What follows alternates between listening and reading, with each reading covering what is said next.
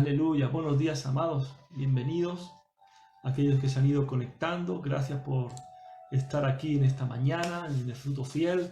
Ya estamos día 41 de Fruto Fiel. Queremos dar la bienvenida a la hermana Jimena desde Hamburgo, bienvenida. Hermana Tania, líder Victoria, Valeria, bienvenida, Dios la bendiga. Si hay alguien más por ahí, por favor pongan un saludo porque no sé muy bien cómo usted puede ser visto aquí en pantalla. No me sale ningún mensaje más, pero da gloria a Dios por aquellos hermanos y hermanas que están conectados en línea y poder estar orando por el fruto fiel. Vamos a continuar con el libro de Proverbios, el Proverbio capítulo 24. Así que tomen sus Biblias, sus libretas, su bolígrafo para tomar notas. Ayer terminamos los 30 dichos. Los 30 dichos que, como dijimos en un principio, eran dichos de Salomón, pero también de otros sabios. No sabemos exactamente de quién, no sabemos los nombres. Parece ser, según los estudiosos de la palabra, de la Biblia, que podría ser de algún sabio de Egipto contemporáneo con Salomón. Y hoy vamos a ver otros 6 dichos más. 6 dichos más que se añadieron después a esta serie de dichos, esta serie de sabidurías. Entonces, estas 30 terminó en el versículo 22 de este mismo capítulo 24. Y hoy vamos a comenzar con el capítulo 24, pero desde el versículo 23. Y vamos a ver estos dichos adicionales. Estos dichos adicionales. De capítulo 24, versículo 23. Vamos a hablar del dicho número 1, la imparcialidad en el juicio. Y son los versículos del 23 al 25. Dice así: también estos son dichos de los sabios. Hacer acepción de personas en el juicio no es bueno. El que dijera al malo, justo eres, los pueblos lo maldecirán y le detestarán las naciones. Mas los que lo reprendieren tendrán felicidad y sobre ellos vendrá gran bendición. Hacer acepción de personas. Esto es ponerse a favor de unos y en contra de otros. Y esto nos habla de que nunca debemos emitir un juicio dependiendo de quién sea esa persona. Somos de tendencia a tener favoritismo por la gente, por quiénes son, por si son gente de influencia, por amistades. Y muchas veces declaramos culpable al que es justo y declaramos justo al que es culpable. Emitimos fácilmente juicios y eso trae consecuencias. En el contexto que podemos ver aquí en estos versículos, estamos hablando de personas que quizás puedan estar en un juicio. Imagínense, en una nación donde se declara inocente al que es culpable. Eso va a provocar maldición y odio, no solamente del pueblo, sino también de las naciones. Imagínense esos países que están gobernando con injusticia, donde más que una democracia hay una dictadura, donde se favorece el amigo a pesar de las ilegalidades que puede estar haciendo. Se suele decir que la justicia es igual para todos, pero usted y yo sabemos que eso no se está cumpliendo, ni aún en países democráticos. Vemos injusticias donde no es que sea una excusa, pero quiero que me entiendan el ejemplo. Donde se le condena a 5, 6, 7 años a una persona por robar. Y vamos a poner el extremo de robar para poder comer. En cambio, alguien que está en un lugar de posición alta, en un lugar de autoridad, en un lugar donde puede beneficiarse y roba millones y apenas está 1, 2, 3 años. Entonces no vemos equidad, no vemos un equilibrio y por tanto vemos que al justo, si se puede llamar justo en el ejemplo que he puesto, ¿no? Entiendan bien, se declaran culpables a los justos e inocentes a los que son realmente culpables. Recuerdo un dicho de mi padre, decía, buen caballero, buen dinero. Y es verdad, cuanto uno más tiene, parece que tenga más favoritismo, ¿verdad? Entonces, hemos estado viendo también cómo en estos proverbios, en capítulos anteriores, veíamos cómo Dios nos exhortaba a defender al indefenso. Y muchos de esos indefensos eran gente que pues, no tenía los recursos necesarios. Entonces, ese dicho de buen caballero, buen dinero, se sigue cumpliendo en estos días. Entonces, debemos entender que el mal debe ser reprendido, independientemente que sea la persona, sea el apellido, sea el cargo, da igual. El mal tiene que ser reprendido, el mal tiene que ser corregido. No podemos permitir que una persona culpable sea declarada inocente, no pague por el precio de sus actos. Entonces, hay leyes divinas, pero también hay leyes terrenales. Y las leyes terrenales están para cumplirlas, al igual que las leyes divinas. Por tanto, el que incumple una ley debe ser consecuente con lo que viene después. Uno no puede saltarse la ley ni puede ser declarado inocente cuando realmente ha sido culpable. Así que en estos contextos podemos entender estos versículos, pero también vamos a aplicarlos para nuestras vidas. No emitamos juicios, seamos imparciales, no hagamos acepción de personas, porque esta persona me cae mejor o aquella persona me cae peor. Muchas veces aquel que te cae peor no tiene la razón. Y muchas veces nos volcamos con esa persona, aún sin tener la razón, por el simple hecho de no escuchar la otra parte. Así que aprendamos de estos dichos sabios que nos están diciendo en estos versículos. El dicho número 2 habla de una respuesta recta. Y tenemos aquí el versículo 26. El versículo 26 nos dice, besados serán los labios del que responde palabras rectas. Hemos estado viendo en el capítulo anterior, capítulo 23. En el verso 23 nos decía que compra la verdad y no la vendas.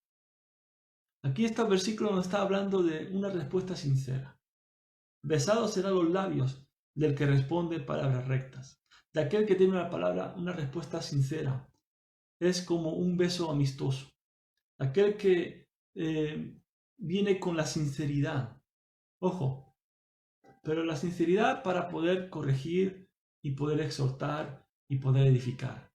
Muchas veces venimos con la verdad para causar daño y no lo hacemos de una manera correcta en el sentido de ¿con qué intención venimos? ¿Con qué intención vamos a decir la verdad? Es preferible decir la verdad, correcto, y debemos decir la verdad, pero hay que saber decir las cosas. Por tanto, esa respuesta sincera, esa exhortación sincera tiene que venir siempre con el amor. La corrección siempre tiene que venir con el amor. Caemos siempre en el error de corregir, de exhortar, de dar palabras duras, de arremeter siempre, de meter el dedo en la llaga, de estar recordando siempre la caída, de estar recordando siempre el fallo de la gente y no nos olvidamos de lo primordial, que es el amor. Cuando venimos con corrección en el amor, esas palabras van a ser como labios que son besados. Aquel incluso que tiene el corazón dispuesto a ser corregido, aunque le duela esas palabras, aunque duele la verdad, porque la verdad duele, pero es necesaria. Y va a tomar ese consejo como un consejo sabio para poder cambiar. Vuelvo a repetir, en el amor no se trata de reproches, no se trata de estar recordando y metiendo el dedo en la llaga, no, se trata de edificar. Se trata de hacer que la gente vuelva de su mal camino y pueda venir a la verdad. No la vendas, sino que da esas palabras sinceras, porque va a ser lo mejor que puede venir a ocurrir en la vida de aquellas personas que amamos. Corrijamos siempre en el amor, hablemos siempre en el amor. Hablemos como Jesús hablaría. ¿Cierto? Jesús con los fariseos era duro, con los religiosos era duro. Cámara de víboras, sepulcros blanqueados. Son palabras duras. Pero Jesús siempre exhortó con amor. Recordemos la historia de Pedro, cuando lo negó 3 veces, cuando nuevamente tuvo ese encuentro con él. Pedro, ¿me amas? Y esa misma actitud debemos tener con aquellos que han caído, con aquellos que han hecho daño, con aquellos que han tropezado. Palabras de amor van a ser más que palabras duras. El dicho número 3 habla de prioridades. Y en el versículo 27 nos dice, prepara tus labores fuera y disponlas en tus campos, y después edificarás tu casa. Aquí, para poder construir una casa, primeramente se tienen que hacer los preparativos. Tenemos que ver, como ya vimos otra vez en otro versículo, donde para edificar una casa tiene que ser con sabiduría. Aquí no está hablando de prioridades. Y muchas veces nuestras prioridades no están bien establecidas. Aquí está hablando en el contexto del campo, porque para poder preparar una casa, para poder preparar los labores del campo, primeramente tenemos que tener terreno listo. La sabiduría nos dice que el trabajo debe hacerse con planificación. Tenemos que tener un plan adecuado y tenemos que tener un orden adecuado. Ahora, y eso en el contexto que nos está hablando aquí lo podemos entender. Ahora, vamos a aplicar a nuestras vidas. ¿Cuáles son nuestras prioridades? Siempre decimos, no, Dios es lo primero. Pero en cuanto nos sale un trabajo y nos va a quitar tiempo de poder asistir, de poder estar congregados, ya dejamos las prioridades. Decimos que Dios es lo primero, pero lo primero es nuestros hijos. Miramos siempre a nuestros hijos y nos estamos olvidando de ellos. Fíjese qué prioridades. En el matrimonio, la prioridad para una mujer es su marido y la prioridad de un marido es la mujer. Los hijos es secundario.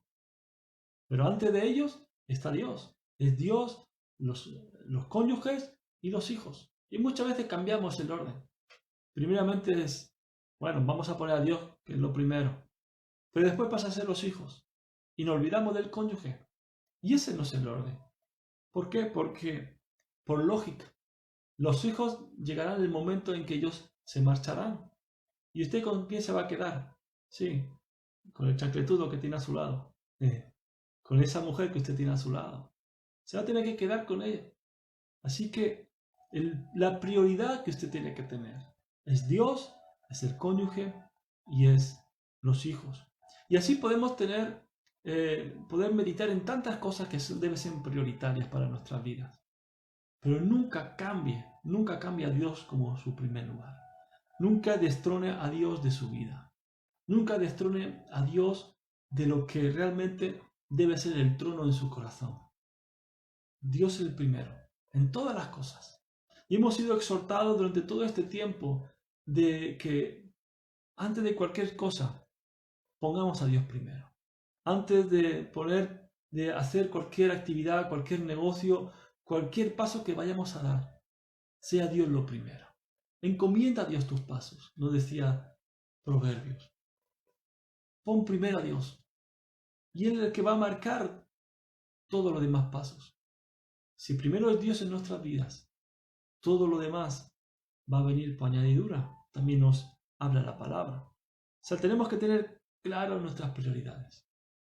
Si hay algo que está cambiando, si hay algo que está sustituyendo ese primer lugar que le corresponde a Dios, es tiempo para recapacitar, tiempo para pensar, tiempo para volver atrás y en arrepentimiento, en perdón, volver a comenzar.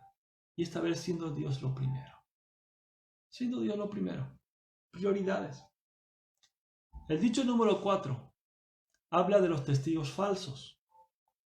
Y este proverbio 24, verso 28 dice, no seas sin causa testigo contra tu prójimo. y no lisonjees con tus labios. Muchas veces tendemos a hablar mal de los demás, para entretener a otros e incluso para entretenernos a nosotros mismos. Entonces, tenemos que entender que eso se llama murmuración. Y la murmuración, la palabra lo llama pecado. Y hay que llamar las cosas por su nombre. Pecado es pecado. Muchas veces decimos en plan de chiste, pero caemos siempre en el mismo error. La murmuración no es buena, pero entretiene. Entretiene, pero envenena.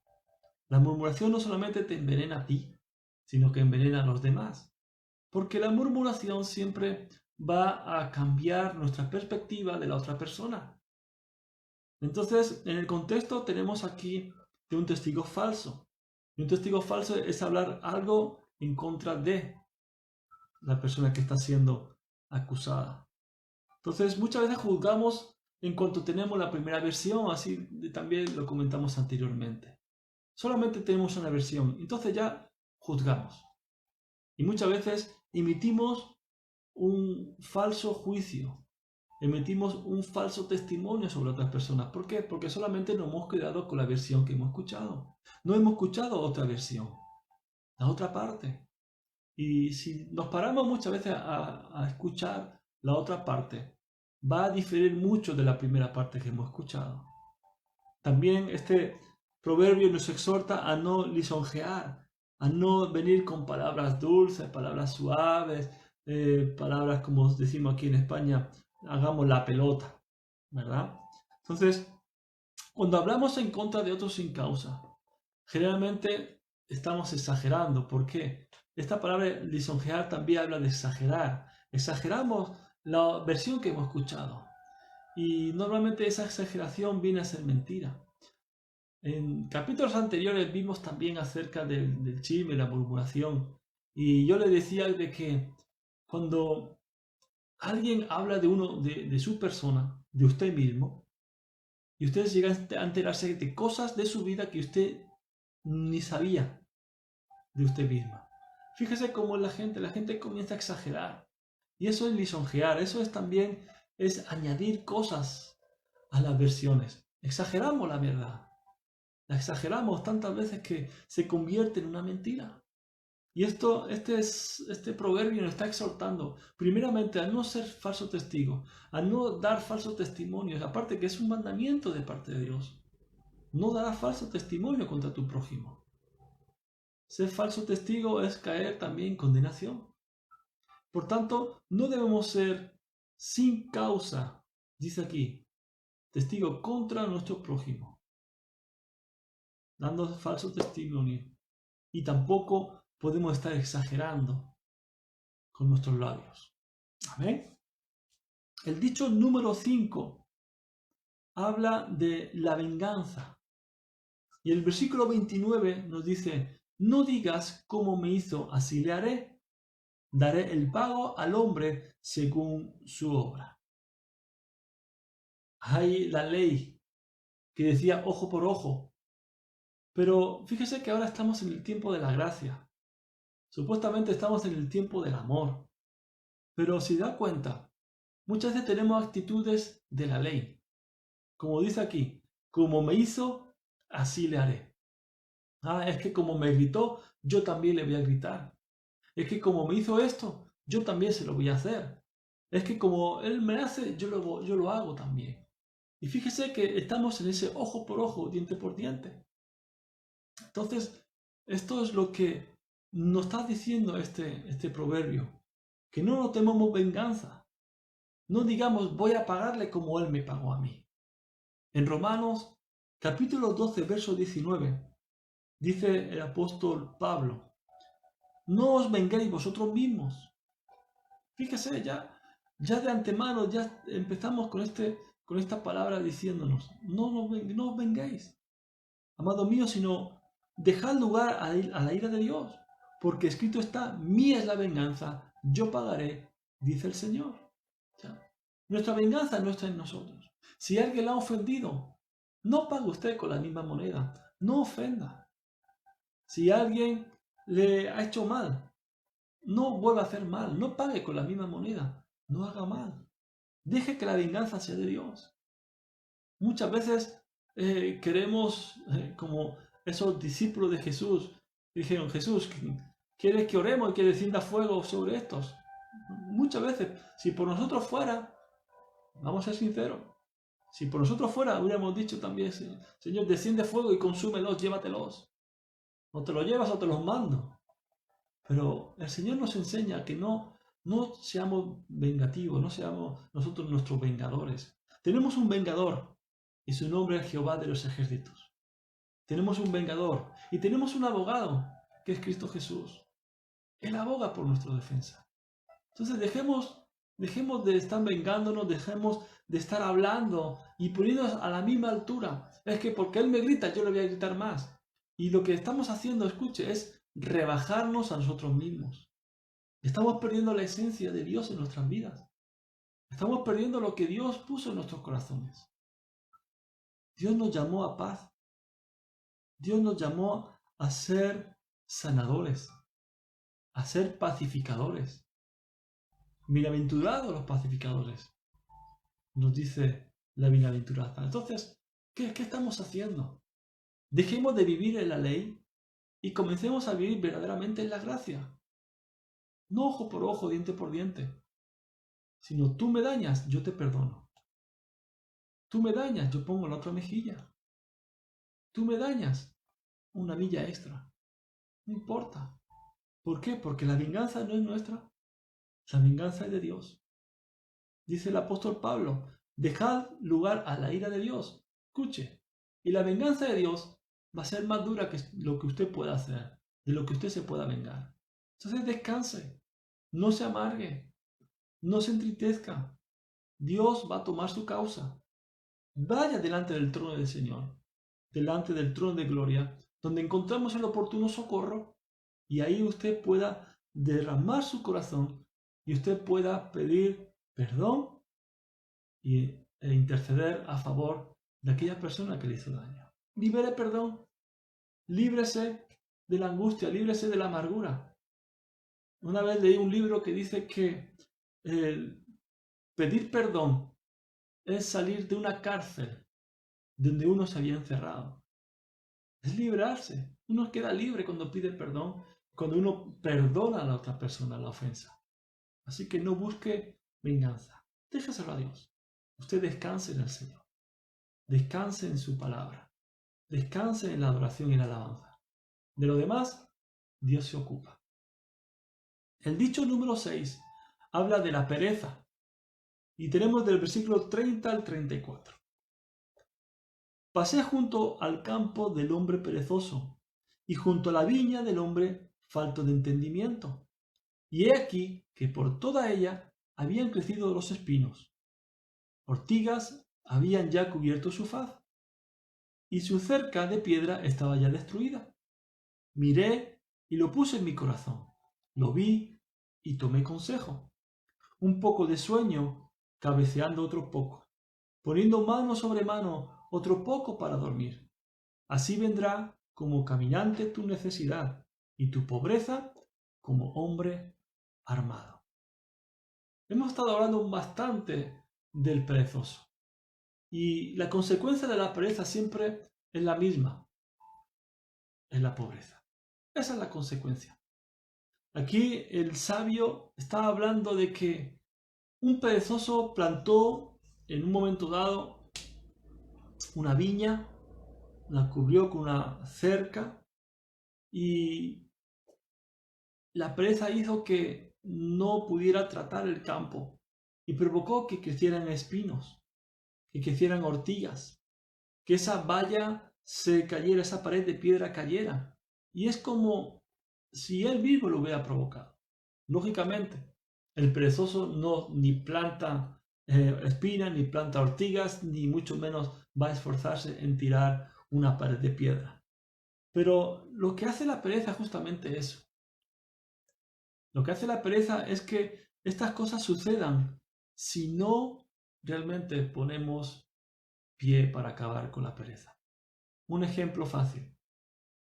Tenemos un mueble medio medio roto, no roto, sino que se ha salido un tornillo de una puerta, de ese mueble. Y abrimos y cerramos constantemente. Y cada vez que abrimos y cerramos se va rompiendo más, hasta que al final se acaba rompiendo del todo. Por tal de no poner un simple tornillo. No sé si me están entendiendo. Por tanto, lo que va a provocar es que vamos a tener que comprar otro mueble porque ese está roto. ¿Por qué? Por no ponerle un tornillo en su debido tiempo. Y eso es lo que hace la pereza. La pereza nos trae pobreza. Vamos a tener que gastar un dinero de más por no haber invertido un poco de dinero o un poco de esfuerzo en el momento oportuno.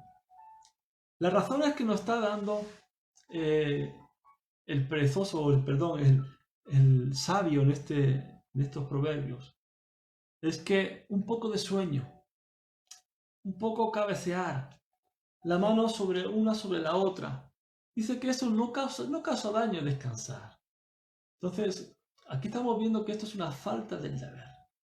Es una falta de que si uno no está diligente a hacer las cosas, va a provocar la pobreza. Entonces, el hombre sabio aprendió de esta tragedia. Dice que él miró, lo puso en su corazón, lo vio y tomó consejo. Y eso es lo que nosotros tenemos que tener. Eso es una señal de sabiduría. Es señal de que nosotros no podemos caer en la pereza. Tenemos que ser diligentes en todas las cosas materiales, pero sobre todo en las cosas espirituales. Y esas cosas espirituales nos habla, como hablamos anteriormente, de tener prioridades. No podemos ser perezosos para orar, para leer la palabra, para meditar en ella. No podemos ser perezosos para acudir a las reuniones. No podemos ser perezosos para tantas cosas que nos edifican en el Señor. Entonces la pereza trae pobreza en el sentido material, pero también trae pobreza en el sentido espiritual. Nos vamos a quedar pobres espiritualmente. No vamos a adquirir sabiduría y por tanto no vamos a poder, como dijimos en un proverbio anterior, no vamos a poder estar con los sabios a las puertas para hablar. ¿Por qué? Nunca vamos a poder ocupar esos lugares, porque nunca tendremos sabiduría para hablar. Vamos a hablar necedades. Por tanto, adquiramos hábitos para derrotar toda pereza de nuestras vidas, hábitos para quitar toda pereza de nuestra vida espiritual y que podamos de una vez por todas congregarnos, de una vez por todas buscar la presencia de Dios, de una vez por todas realmente edificar nuestras vidas en el Señor. Amén. Hasta aquí el Proverbio capítulo 24, lo dejamos aquí para poder continuar mañana, comenzando el 25. Les pido como siempre que ustedes continúen leyendo, meditando en todos estos proverbios. Si tienen alguna consulta, alguna pregunta, ustedes pueden escribirme al WhatsApp y ahí cualquier consulta que tenga, pues lo estaremos explicando de mejor manera. Amén. ¿Qué tal si oramos por la palabra de hoy? Padre, en el nombre de Jesús, agradecidos estamos, Señor, por esta sabiduría, Señor, estos dichos de los sabios que ha llegado al alcance de nuestra mano. Hoy queremos, Padre amado, Señor, ser conscientes de que no debemos emitir juicio por lo que las personas son, por su nombre, por el color de su piel, por su apellido, por el cargo que tenga, sino que debemos ser personas justas, personas, Señor, que verdaderamente podamos dar un veredicto, podamos dar un juicio correcto. Aunque sabemos, Señor, que no nos toca a nosotros emitir juicios, porque a ti te pertenece. Simplemente, Señor, que podamos ser hombres y mujeres con respuestas correctas, sinceras, con respuestas que edifiquen en el amor. Que podamos ser hombres y mujeres, Señor, que tengamos establecidas prioridades en nuestras vidas, para que todo, Señor, pueda ser edificado de una manera correcta. Y que tú seas nuestra prioridad. La prioridad para edificar nuestra casa, nuestro hogar, nuestra vida. Porque como ya nos hablaste, si tú no edificas nuestro hogar, en vano estamos trabajando, en vano estamos edificando. Por eso, Señor, te pedimos que seamos rápidos en poner prioridades en nuestras vidas y que tú seas, Señor, entronado en nuestros corazones. Te pedimos, Padre, que quites de nosotros ser testigos falsos, que podamos hablar sin causa de nuestro prójimo, sino que seamos hombres y mujeres temerosos de ti, Señor, y que podamos, Señor, honrar tu palabra, obedeciendo tu mandamiento, Señor. Hemos aprendido también que la venganza es tuya, no nuestra. Que quitemos de nosotros, que quitemos de nuestras vidas, Señor, ese ojo por ojo, diente por diente, y que podamos verdaderamente venir delante de ti y dejarte que tú, Señor, propósitos, tienes el pago para cada uno. Simplemente oramos por nuestros enemigos, los amamos, los bendecimos, hacemos el bien y oramos por ellos, Señor. Oramos también para que toda pereza, Señor, sea alejada de nuestras vidas y que podamos ser hombres y mujeres rápidos en trabajar, rápidos en poner esas cosas en orden, Señor. En el nombre de Jesús, Señor, bendecimos tu palabra que nos anima, que nos enseña, que nos guía a toda verdad. En el nombre de Jesús. Amén. Amén, amados. Hasta aquí el fruto fiel de hoy. Gracias por estar presentes. Nos vemos más tarde en el Shabbat. Será un tiempo hermoso. Estaremos hablando acerca de lo que es los últimos momentos de Jesús. Estamos en el tiempo de la Pascua. Y un tiempo para recordar esa obra maravillosa que Jesús hizo en nuestras vidas. Amén. Dios me lo bendiga grandemente. Reciba un saludo de la pastora Angie y que tenemos muchas ganas de verle y de abrazarle. Dios me lo bendiga. Shalom.